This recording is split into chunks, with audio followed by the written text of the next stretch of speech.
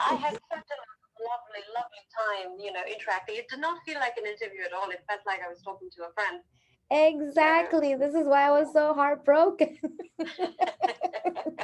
But nothing. I'm sure that the second time around is gonna be even better, Amrita, and I'm gonna record in two different places this time around. I'm just going to cover all the bases. You never know. You never know. So, right, right. but So, again, thank you so much for of for course. for speaking to me on such short notice. And I know Natalie was such a doll. She also was. She's like these things happen. So I'm just so happy that both of you are so understanding. You have been a fabulous human being to talk to, and I think good people draw good things. So, Giselle, just let's get done what we need to do. Mhm. And I can tell you this: when Natalie got back to me, not even for a moment I hesitated in clearing out my calendar because, one is that this conversation is critical for people to know. And Mhm. B is that you spoiled me. You were one of the nicest people I spoke to. So, Oh, well, you deserve it, Amrita. And if people are not treating you well, you let them know that no, that you already know how you deserve to get treated. So, my love, give me a moment so I can start recording the yeah. call via the phone. Give me 5 seconds, and let's hope that this time it cooperates.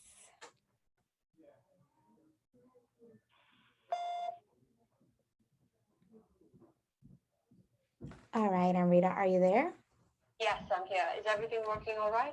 Should be, yes. So let's see. I'm only gonna be able to find out once we hang up and if everything Mm-hmm. goes well, but I'm pretty confident that it will. And although I'll be very honest with you, Amrita, I remember the majority of what we spoke about, but I guess I was just so nervous that I didn't want to get things wrong. So I'm Mm-hmm. going to ask you similar questions even though Okay. I understand that you're on the first phase of the research, and Mm-hmm. then we're gonna go into the second phase, Mm-hmm. and how important it is for the community to understand their traumatic connection, the Mm-hmm. connection with their trauma. Mm-hmm. So maybe we can even dive in a little deeper this time around. Mm-hmm. Um, Mm-hmm. Mm-hmm. I'm wondering, Giselle, and I've done this before with a couple of other recording sessions. If you want to stop before we dive into the main part and check if the phone is actually recording, I'm happy to do that. yes. So that yeah. Well, it gave me the okay that it is recording, and I'm also recording on my computer, which is why you're on speaker as well. So you're being Okay. recorded on both places. Yes, ma'am. Okay. Good. Good. Good. All right. So Hmm. I hear you. Let's dive into what you feel we must explore, and I will follow your lead. Go ahead. Thank you so much, Amrita. Mm-hmm. And I just to make sure that my memory has not failed me, you were born in India, right? That is right. Okay, perfect. So yes, now since we spoken, there's been other announcements regarding the COVID-19 pandemic and everything that's going on around the world. Um, and again, since I remember a lot of our original conversation, I just want to Mm. ask you this.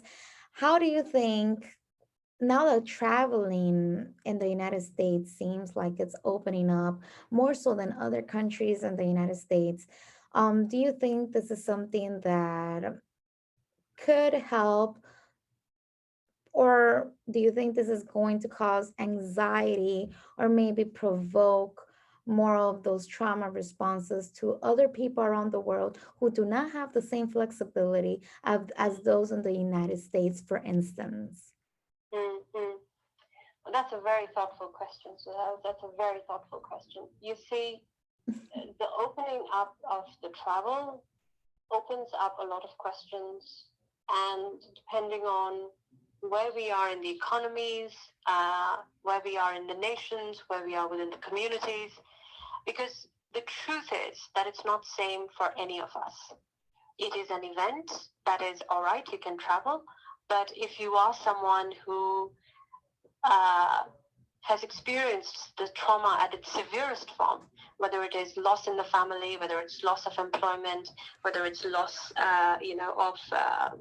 of several of your colleagues and friends who have gone through similar trauma, then you're probably experiencing trauma at its hardest. And when you are looking at those of us who have been blessed and protected, and for us, COVID at best meant just staying at home while we had our paychecks coming in and our loved ones have been safe all over the world, and our health has been good, and thanks to all the blessings we have in our life that we've been able to take care of ourselves, then we are experiencing trauma at the lighter end of it. Mm-hmm. So we are somewhere in the continuum, and the first thing to understand is no matter which angle we look at, there is going to be a continuum for where we are placed. The reality is not the same for any of us. Now, if I belong to as a person of color in an underserved community and I am a woman, chances are that my trauma might be a little more severe, because United Nations published a report in 2020, and then there was a UN report for women in 2020 where it was predicted that women and people of color and underserved communities would bear the hardest brunt. Now apply this to your question. All over the world, whether it's in Europe, whether it's in Asia, whether it's in Middle East, and no matter where it is, in Africa, no matter where it is on the continents, if there are communities who have been hardest hit, this travel will provoke extreme levels of anxiety and paranoia, because the vaccination too has been very unequal in its distribution. There are tons of people who still are without the basic health care. And we are hearing it in India, how things have spiraled out of control. So to take all of these examples and to look at it, we have to understand that responsibility lies with those who are blessed on the other side of the spectrum. If we've been lucky and our health has been good, our loved ones have been safe, then we have to be more responsible in how we travel and what happens when we come back to the United States.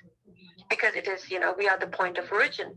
And similarly, for those places that we are about to visit, we have to be very, very, very sensitive and gentle and compassionate when we travel, to understand that they may not have experienced the privileges that we might be blessed to do so. Does that make sense? It does.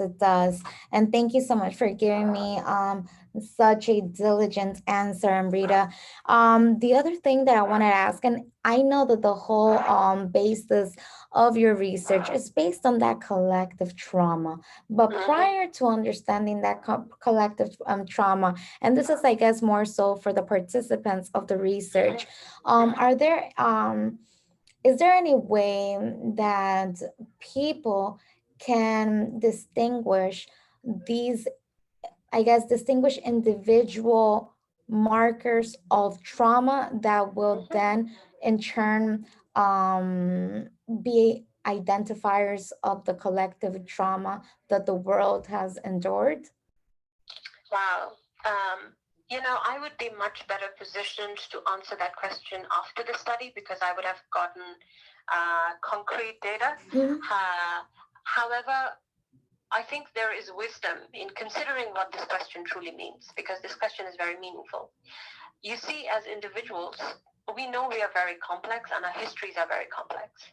What is trauma? We established in our previous call that trauma, we understand in English, if we use that language, that it is woundedness and it is deep hurt. However, trauma has another meaning, which most people don't know, which is Traum, a German word, T-R-A-U-M. Traum in German, if you looked it up, it means a daydream, a dream, a signifying a shaping event. So falling in love is a positive trauma. Finding your favorite job is a positive trauma. Moving into the house you always wanted to move and living a life that is a dream is a positive trauma, as opposed to loss. Now, most of the time, if we look at this, again, if you draw a straight line, one end of it is the dis-ease of it, the extreme end of it, which we call PTSD, post-traumatic stress disorder. So if you were to draw a line, on one end of the line is PTSD. Now, when we say PTSD, it's urgent, it needs immediate care and immediate attention, and a long-term one. Now, that percentage is something that we have to look at, because overall in the United States, it is anywhere from 3 to 7%. And through COVID, no studies have been done so far. And through COVID, I can tell you that percentage is going to increase. So that's around 9.5 million people of us, yes? Mhm. Globally, the PTSD numbers are anywhere from 7 to 8%. Now, that's the number as it stands, published in different medical reports and, in Veterans Affairs and all of that. Now, what happens to the rest of the line? So if the percentage of trauma is, let's just average it out at 8%, that means 92% of the rest of the line has grown. So if one end is disease, then the other end must be growth, right? Yes. So 92% of us have grown. We have grown in different ways. We have responded to in different levels of resilience, levels of hardiness, levels of emotional growth, but we don't have language for it. So the reason I explain this is you keep this in front of your eyes as I say what I'm about to say next. We all have gone through pain, and pain simply means a disappointment, a shattering of belief, a shattering of assumption. I expect reality to be a certain way, but it turns out to be something else. Now, whether it is in your love relationship, whether it is at work, whether it is with life, no matter which angle you look at it, it is a disappointment. It is a loss of reality. Now, this is called shattered assumptions. I mean, that's the word for it. So when we go through shattered assumptions, for instance, assault, my home is supposed to be safe for me. Now, one of the premier causes of death for women in the United States, surprisingly, is domestic violence. Mm-hmm. Now, that is trauma. Yes. Now, that, of course, would put people, chances are, in the farthest end of PTSD. But if an assault happens for a child, if an assault is witnessed by a child, or say, unfortunately, someone witnessed it, there was alcoholism in the family, or there was a disease in the family, and someone experienced that with a sibling, or lost the sibling, or experienced divorce, or experienced miscarriage and abortion, experienced all of these are all losses. These are signifying significant events in life, which means these are traumas. They shape us as human beings. So at an individual level, whether we are of a certain gender, even, coming out and being accepted in the alternate gender that I'm embracing has been a very rough experience for many people. So now when I'm giving these examples, why? Because each one of us has a different level of expression, and we disclose things differently. We reveal or self-disclose differently. The higher the level of pain, the higher would be either my need to shield or my need to express. Now, if I am comfortable, and this is the individual marker you were talking about, if I am comfortable being vulnerable, and I know the boundary between healing and mending, that is seeking help, and whether it's exercise, whether it's therapy, whether it's creating a support community, if I know the balance, then chances are I'm dealing well with my trauma. But if I feel that I am a puppet to these impulses, that, for instance, let me give an example. For instance, say I get angry all the time and I don't know why I'm getting angry. Mm-hmm. Every time. I mean, no matter, people around me who witness me would say, she's very unpredictable. She just gets angry at any point of time. Now, I'm using the word anger. It could be sadness. It could be disproportionate reaction to any event. If somebody has been giving you feedback that your reaction is disproportionate to whatever was the event, then chances are you're not dealing well with it. Now, let's look at this and these are, again, I'm saying it at a very high level. Okay. Now, take it as a collective. Each one of us experience anxiety in a very uniquely individual way. But what are the common markers is that anxiety makes you feel out of control. It tells you you don't have a choice. It tells you that you have to compromise with yourself. You have to repress your freedom. Collectively, we have gone through these 4 markers all over. Now, the whole world is coming out of it in a very different way. As of today, we have no study that says, how is it that collectively we are coming out of this trauma? And here's why, Guisell, because we don't have a language for it. We only have a language for dis-ease, which is the extreme. Now, all of us are not diseased. And so collectively, we have to understand, how has the world changed? Does reality offer us a new grammar of growth that our children and great-grandchildren would say? Because this is our war. Yeah. We experienced a war. Now, how are we coming out of this? Now, most of the time, history teaches us that wars are political, wars are religious, wars are economic. Yep. But this war has been an emotional war. You know, our mental health has been the biggest territory, if you will, of fights. Can you survive this? Can you survive this emotionally? And so I think we have to look at, and that's the reason why I'm seeking 100 people. Why I am not saying, I'll just interview 10 students, I'll just interview people in Philadelphia, I'll just interview the white or just the Hispanics or just African Americans or just the Asians. I'm not saying that. Mm-hmm. And that's why this is going to be a 3-phase study, because Guisell, the truth is that I do not have enough life left to do as much work that needs to be done. This is the beginning of study of growth coming out of collective trauma.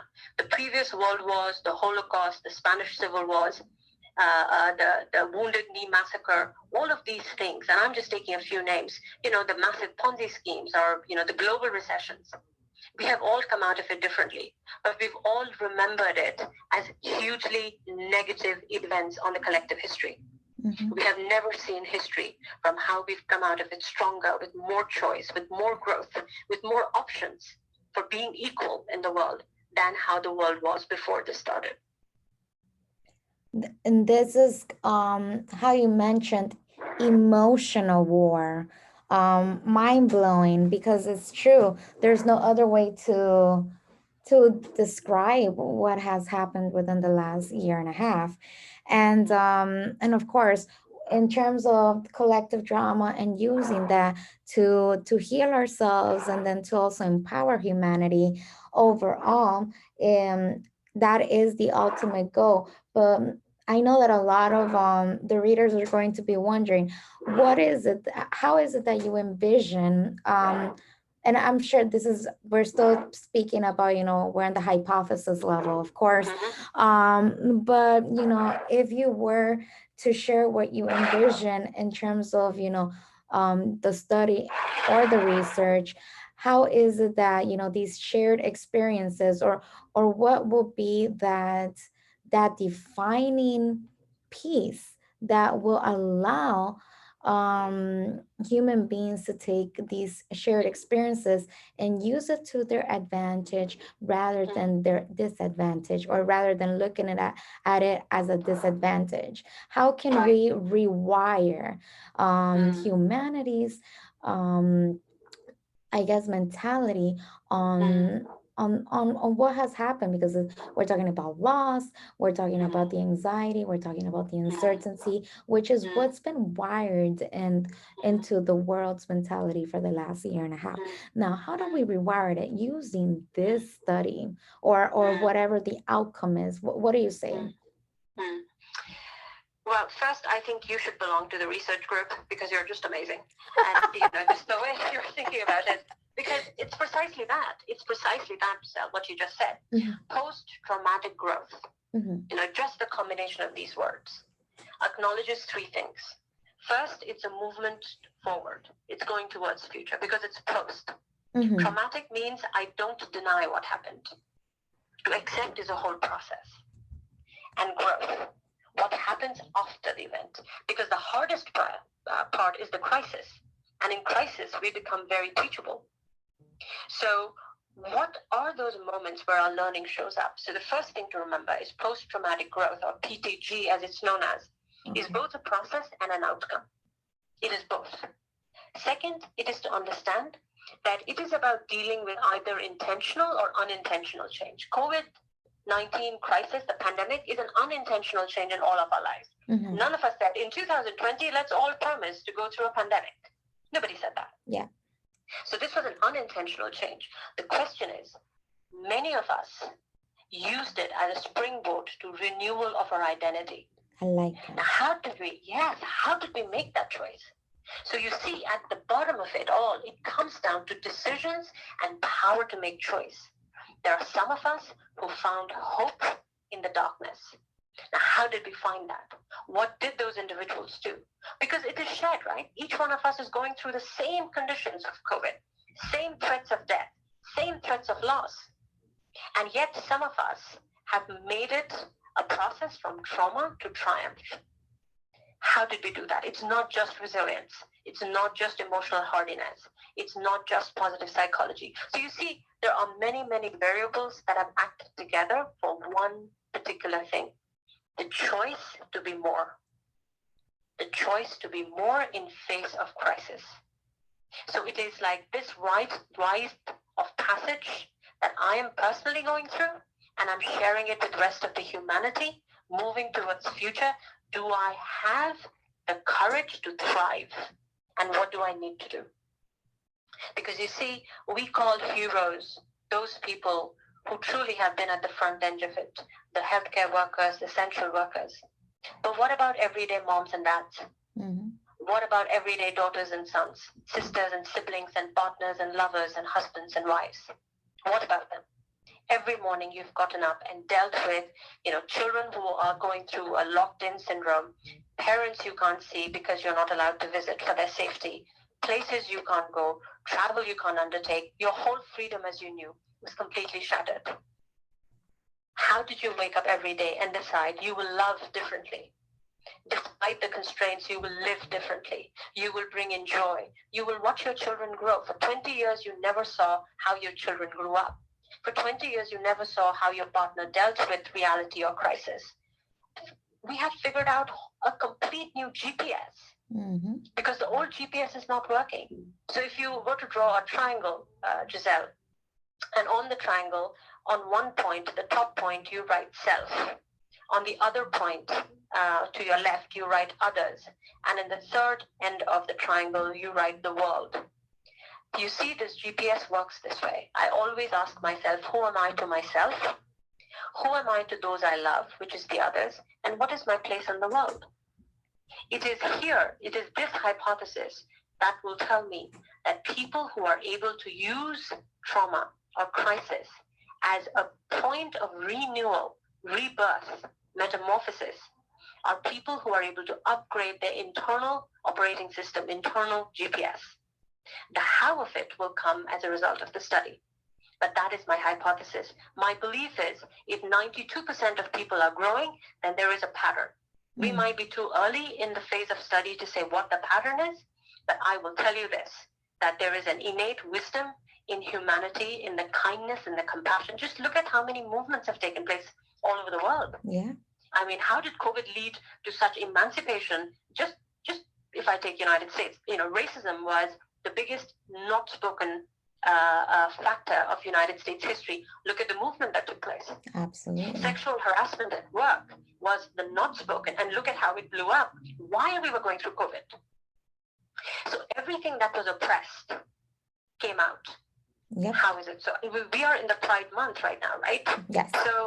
So see how much happened because of this. So I'll pause right now just to understand that. Does it make sense? It is the integration. It is the integration and resynthesis, the rebecoming of ourselves. Because one of the things about going into future is we have to unlearn, learn, and relearn our life. Life is talking to us. Are we listening and are we learning?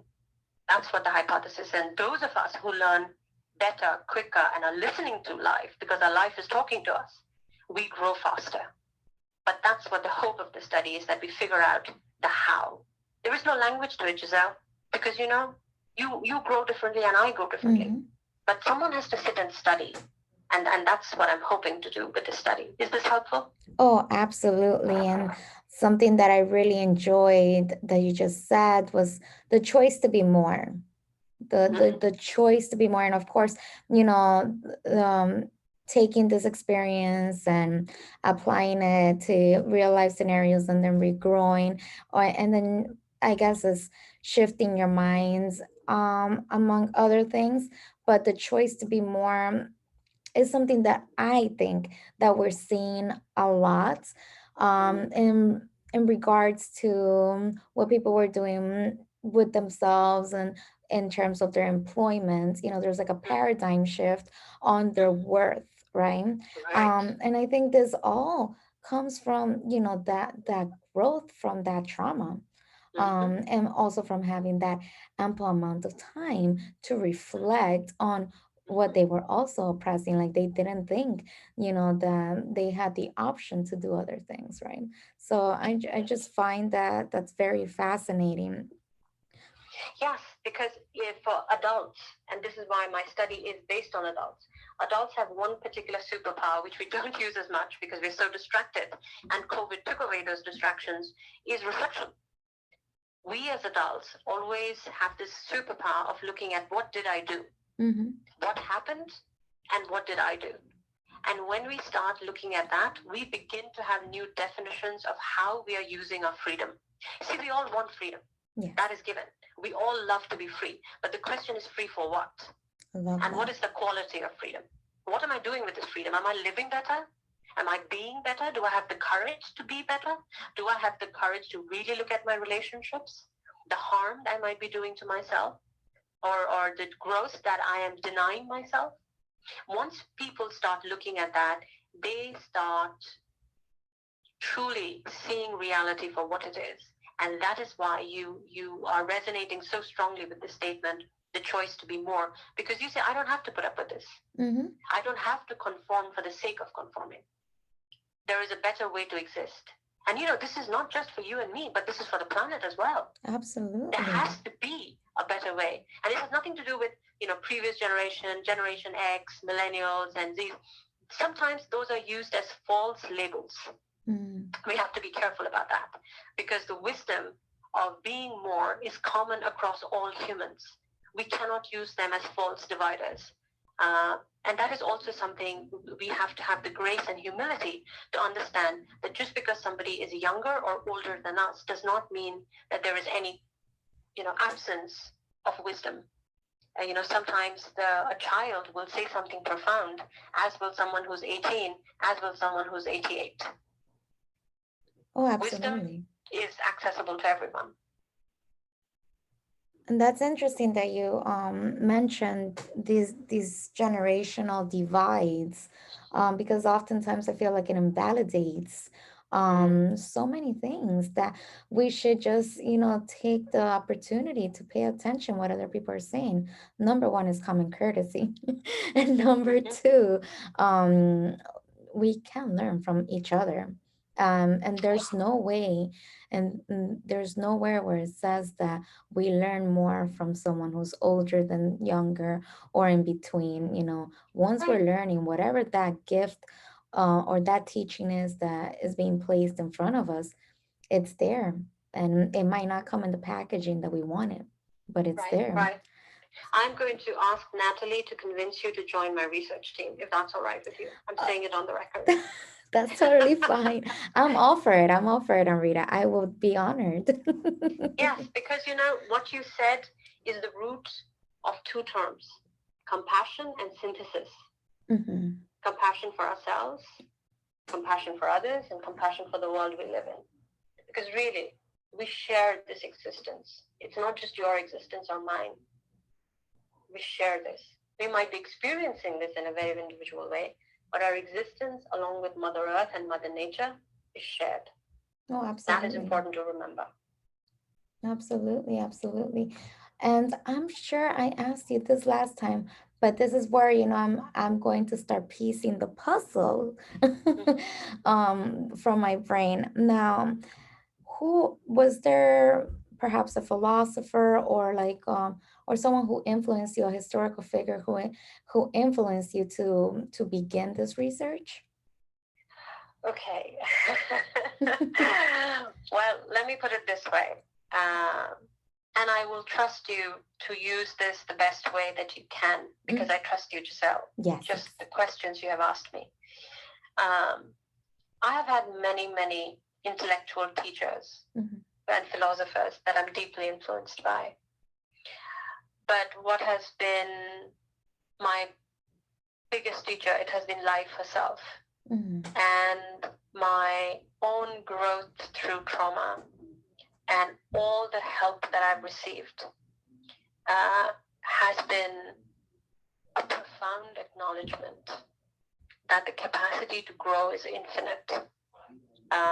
When I came across the field of post-traumatic growth, I came across several authors and several people who were all looking at it in a very different way based on, where they were in time. Mm-hmm. And the history of trauma has a very rich literature and all of that available. But you see, we are shy.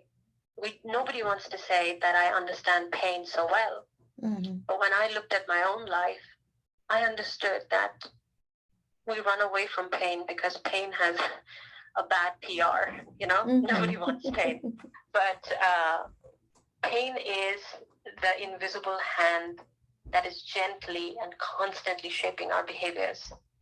So if you were to ask me, I would say there's this, Buddha comes closest to me. I am a practicing Buddhist, and I travel that path every day. I hope to travel that path every day when I wake up. But my belief is that everybody has the capacity for incredible growth. And I take that to be my lighthouse. No matter how stormy the sea is and how far I am out. But I believe that every person has a chance to grow, because Kurt Lewin, and that's the name, Kurtlewin, way back in 1960 said, behavior is the function of the person in the environment. I like that.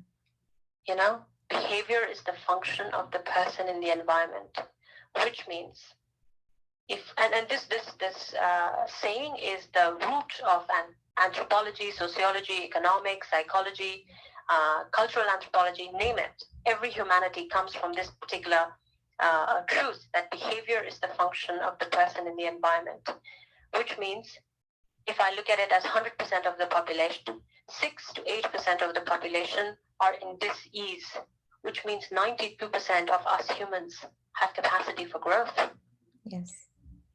So that gives me hope. That makes me optimistic. And so when I see children, in prams, and I'm not thinking, oh God, you have a lifetime of education and find a job and then student debt.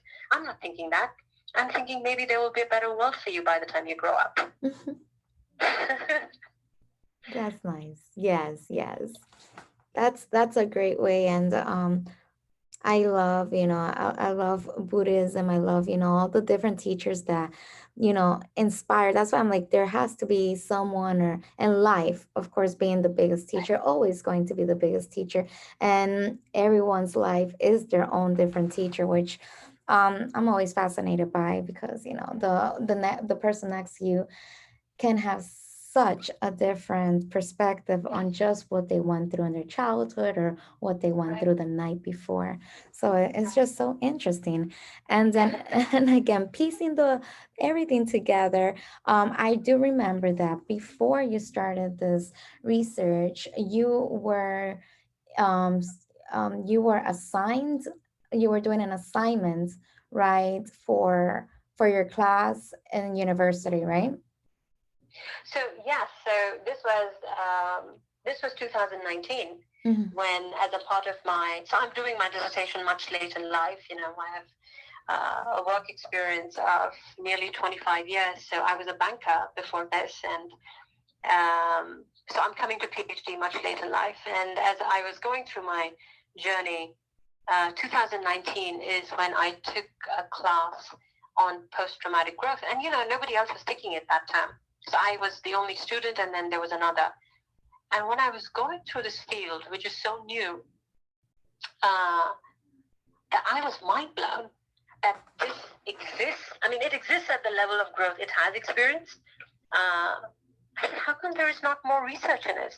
And I wrote in the paper that as I was studying man-made disasters and natural disasters and ecological disasters and economic disasters, that all of these disasters, whether man-made, nature-made, or hand of God, it is all contained in small locations. It has only happened to them. It has only happened there. But there isn't a way that we have understood how collective trauma works. Because it is all very dividing, the way we understand pain. We have never looked at pain being the thread that combines us all uniformly. That pain is equal to all of us. We may have different ways of dealing with it, different levels of expressing it, but pain is what joins us together like the glue of life. And that's what I wrote in my paper, that, we have to be more respectful We are a generation of instant pleasure, instant gratification.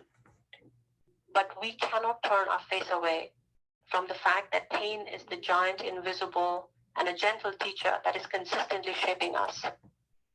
Just because we keep it implicit does not mean that it is not there. Our denial of it never takes its role away from us. So that's what I wrote in the paper. And, that was like August 2019 when I wrote that paper. And January 2020, we were in COVID. And I remember my teacher came back and said, "Are you feeling guilty?" I said, "Yeah, I'm feeling very guilty." My intentions were very positive, but this was not what I was asking for. And that's when my teacher said something that blew me away. His name is Miguel Guerte, and he's my teacher, Dr. Miguel Guerte. And he said, "You were given this idea because you have the capacity to fulfill it." Amazing. Wow. So now it's my destiny and I will fulfill it. Frankly, Guisell, I think I found the reason I was born. Yes. And I think this is your calling. You're so passionate about it, and the way that you speak about it make it just it drives me in, and I'm sure that our audience are going to be driven into it as well. Just of how you're so elaborate and how you describe it and you go into detail with it. I just love it, and I'm super excited to see, the success of the research and what the results are, which I know you say that we might not, because it's going to take a while and we might not have the results all at once or for a long time. But just the fact that you are starting this, and just the fact that, you're working towards getting, these very important answers. I just love it. Oh, Zell, thank you so much for blessing this. Really, if the audience was to ask me what's the most important request, my most important request to them would be to trust themselves. Mhm. That there is something in the pain that will release something not only for themselves but with others. That their pain is not in vain. That there is something beautiful that has grown through them. But that can only come out when we start looking at it as a process to be explored, not a process to be denied. And if people came and participated in this study and were honest with themselves, they would see that they have grown. But it is like a dance. You can only dance alone this much. It's only when you dance with someone else through a conversation in a safe way, that's when you discover that you truly are more than what you think you are, Yes, yes. And now I remember the components of their research, but Mhm. you were getting 100 plus participants for the first Yes. phase. The data is going to be collected via video interviews and transcripts, right? And Right. then you foresee that the second phase will be towards the end of this year, beginning of next year, correct? Yeah, so if we go through it, so till I was hoping that by June, mid-June or end of June, I have at least 100 participants. July onwards, I'm beginning the interviews. I would hope to be done by end of October and, then publish all of this by end of October, December, howsoever the study might take. Mhm. And then the third phase would begin next year when I apply for maybe 1,000 people to study, because this is just the first 100. Mhm. And so this is like a pilot. My dissertation study would be, this is the place I can do it within a smaller number. If I get 100 people, I do it for 100. And then I can use this as a basis to go to 1,000 and go to other universities and, study this more.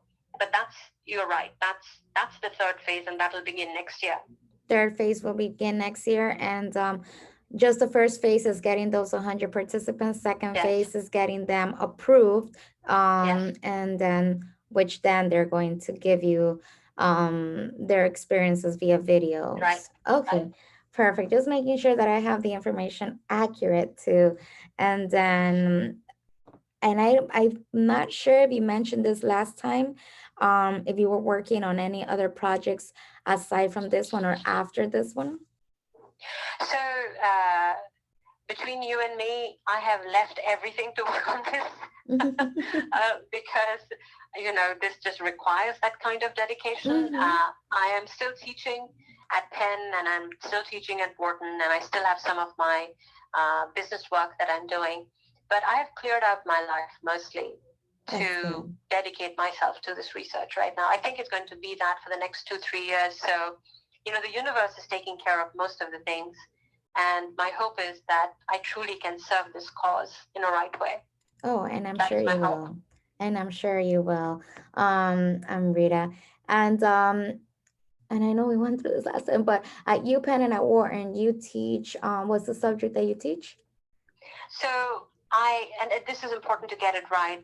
So many journalists are not able to get it right. So I teach at University of Pennsylvania Hmm. with organizational dynamics. Organizational dynamics. Okay. Yes, that's where my basis is. At Wharton, I am invited as a lecturer. So I lecture at Wharton when they invite me. And the topics that I teach are power, politics, coaching, group dynamics, post-disruptive growth after COVID. So that's one of the things I'm teaching right now. I am also the leading faculty for the executive coaching certificate that happens in organizational dynamics. I'm also responsible for virtual collaboration and of key stakeholders, and I work with nations and governments and corporates and non-for-profit. So that's what my work portfolio is. Perfect. No, and I'll make sure that either way I'll verify with Natalie. But so just to verify, UPenn organizational dynamics, Yes. and then at Wharton you're a lecturer, and you Yes. and okay, perfect. So a great way to frame it would be she is invited as a lecturer to Wharton. Okay, That would perfect. be an appropriate way. She's invited as a lecturer to Wharton. Okay, perfect. I'll definitely word it that way. Thank you so much, Amrita. And finally, do you have any words of anything else you want to add? Words of inspiration, motivation, anything for the Be Latina audience? Well, Be Latina audience, you have my heart, you have my hope, you have my grace, because this community that Be Latina is, I'm not a stranger to this. I have incredible friends from whom I have received love. So the fact is that the community has grown, that the community loves the way it loves. Nobody loves us freely as our community. So my request is that they accept themselves, they respect themselves, they honor who they are, because really, it's very hard to be human in this period, and I think this community has really stayed human, as I have had the joy of witnessing and sharing this period with them. Thank you, thank you. I'm sure they're going to be very happy to read that, and we're here to also just support each other, community to community or not. We're just again all human. So just really excited to get this out once and for all, because I want everyone to learn about this. And now, Oh, Giselle, thank you. Now, before you close, and whenever you close, I just, on the record, I just have to ask you this, human to human. How are you feeling about this? This is not just a story for you. I understand your sincerity, your honesty. It has truly touched me. It's important for me to ask you, how are you feeling? How does the truth sit with you? Oh, I mean, as soon as we hung up a few weeks ago, my partner, she's actually, a therapist, and obviously, trauma and all of these things are something that we speak about in the household often, right? Her mother is also a psychologist, so this is not a sub. That's why I guess, not that I'm well versed in it, but I'm very comfortable in speaking about trauma because of how often I hear it at home. Now, I was just blown away by it. Initially, I'm still blown away by it. And when I spoke to her, obviously in confidence, while I was preparing, my thoughts to get this out, I was like, this is something that I feel is going to be historical, and I truly feel this way, and I feel very positive that this is gonna touch many people. Like this is gonna touch their lives, and is going to allow people's minds to shift away from the negativity that we've been fed for so long prior to, this traumatic event. So I'm very excited about it. And I'm constantly thinking of ways on how to augment, the human experience. Not that I'm any, any type of, influencer or whatever. I'm not, but at least on the local level, when it's like with my friends or my loved ones, or coworkers, colleagues, just making sure that the light is shining at all times, and finding that right path, rather, because again, life is everyone's biggest and most influential teacher, and just like your life has had, a lot of teachings, my life has had a lot of, very peculiar teachings as well, that has allowed me to, take a step and think about things a little bit more than, I guess, human beings usually do, just because of how much trauma has I've endured, right? And I think that's why I feel so identified with this research, just because of, that trauma element. I'm just very familiar with it.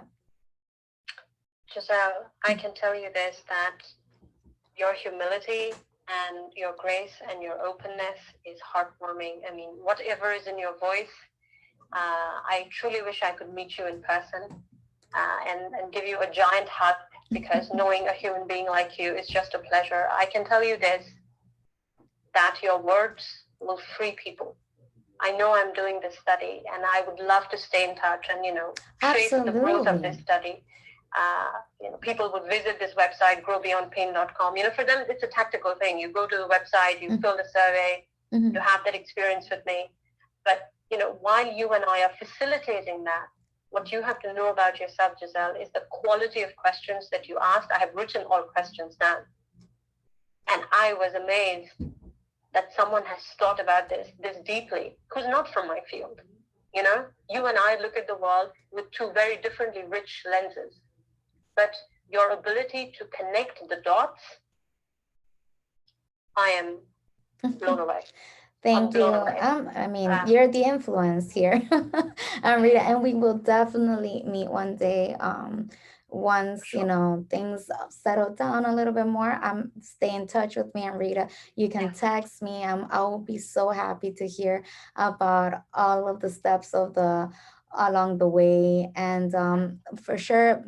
I will be adding the link so people can participate. Don't worry, I'll definitely add it. But yes, feel free to message me. I don't mind. I'm here, and I'm looking forward to meeting you in the near future.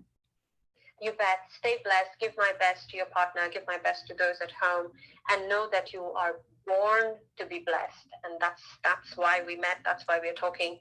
And this is science. And this is how science must help humanity. And so thank you for being my partner. Thank you for giving me the voice. Thank you, Rita. You too. You are also meant to be blessed. You have a beautiful, beautiful day. Talk to you soon. Too, my dear. Talk to you soon. Take care, Giselle. Bye-bye.